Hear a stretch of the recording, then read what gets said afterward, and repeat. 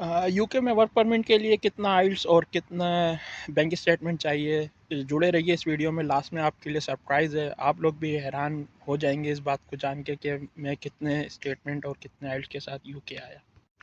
अस्सलाम वालेकुम guys, new vlog के साथ हाजिर है। आज मेरा जो फोकस है वो यूके का वर्क परमिट है और कौन कौन सी कंपनीज़ हैं, कौन कौन से डॉक्यूमेंट्स हैं जो आपको ज़रूरत है यूके में आने के लिए और किस तरह से प्रोसेस होगा अप्लाई करने का, ये मैं सब आपको इस वीडियो में बताऊँगा।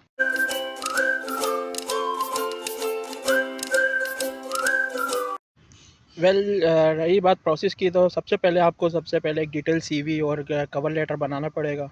उसके बाद आपको कंपनीज़ ढूंढ के उसके अप्लाई करनी पड़ेंगी। कंपनीज़ के लिंक्स जो है मैं इस वीडियो के नीचे डिस्क्रिप्शन में दे दूंगा, तो आप वहां से पीडीएफ भी डाउनलोड कर सकते हैं जो यूके की स्टिल स्पॉन्सरशिप वीज़ा दे रही हैं। और रही बात उसका लिंक भी दे दूंगा, तो आप उस कंपनीज़ में जाकर अपने ऑक्यूपेशन के हिसाब से ढूंढ सकते हैं और अप्लाई कर सकते हैं। और लिटरली अभी जो है वो कंपनीज़ जो हायर कर रही हैं, स्पॉन्सरशिप दे रही हैं आउट ऑफ कंट्री से, मैंने यहाँ पे ज़्यादा मोस्टली देखा है कि अफ्रीका साइड से बहुत से लोग आ रहे हैं, बहुत से लोग जो हैं वो इंडिया और श्रीलंका से भी आ रहे हैं, पाकिस्तान के भी कुछ लोग मैंने देखे हैं यहाँ पे। तो आप लोगों के लिए ये ईज़ी होगा कि आप यहाँ पर आकर अप्लाई उस लिंक्स पे जाकर उन कंपनीज़ को ढूंढ के अप्लाई कर सकते हैं। अब रही डॉक्यूमेंट्स की बात, तो वो कुछ इस तरह से है कि पहले अगर आप इंटरव्यू क्लियर कर लेते हैं तो या तो आप आइल्स पहले कर लें या आइल्स बाद में कर लें।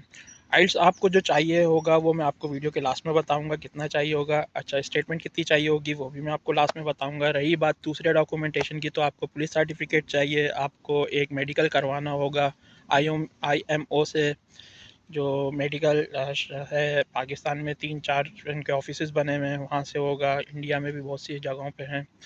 अच्छा, रही बात फिर आपको वीज़ा अप्लाई करने के लिए डॉक्यूमेंट्स चाहिए होते हैं, लेकिन कंपनी जो है वो आपसे सर्टिफिकेट्स वगैरह मांगती है आपके अकॉर्डिंग, आपके ऑक्यूपेशन रिगार्डिंग।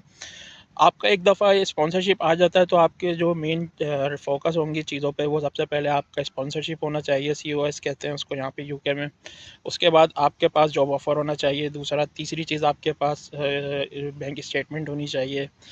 चौथी चीज़ आपके पास जो है वो रही बात आपका चौथी चीज़ आपका मेडिकल होता है, टीबी टेस्ट होता है, वो चाहिए आपको। पुलिस सर्टिफिकेट चाहिए, पांचवी चीज़। रही बात इन सब का लिंक्स मैं नीचे डिस्क्रिप्शन में दे दूंगा, जहां से आप इजीली सब रीड करके अपने आराम से अप्लाई कर सकते हैं। मोस्ट फोकस चीज़ जो आप लेकर आएँ वो अपना ड्राइविंग लाइसेंस ज़रूर लेकर आएँ, इंटरनेशनली कोई 1 साल। लेकिन मैं इस अगले एक पार्ट में ये ज़रूर शो कर दूँ और ये चीज़ें बता दूंगा कि अगर आपके पास लाइसेंस है इंटरनेशनल भी, लेकिन फिर भी आप वहाँ से बैठ के जो है इसकी तैयारी, यहाँ पे एक प्रोसेस होता है थ्योरी टेस्ट, उसके बाद जो है वो प्रैक्टिकल होता है, फिर आपका एक टेस्ट लिया जाता है, उसके बाद आपको यहाँ पे लाइसेंस मिलता है। उसका भी मैं एक लंबा प्रोसीजर बता दूंगा।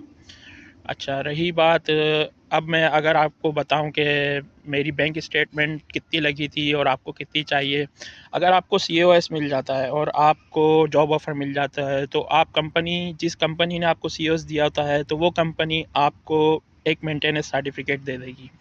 वो मेंटेनेंस सर्टिफिकेट क्या होता है एक्चुअली, वो होता है कि कंपनी आपको 2 महीने के लिए जो है आपको रिहाइश देगी, यहाँ पे आपको पिक एंड ड्रॉप देगी, जिसकी वजह से यूके वीज़ा अप्लाई करते हुए वर्क परमिट पे आपको कोई स्टेटमेंट शो करवाने की ज़रूरत नहीं होती। और रही बात आइल्स कितना चाहिए, तो आप 4.5 से लेके 6 तक के आराम से आइल्स पे अपना वीज़ा अप्लाई कर सकते हैं। मैंने यहाँ लोगों को 4.0 पे भी वर्क परमिट लेते हुए देखा है।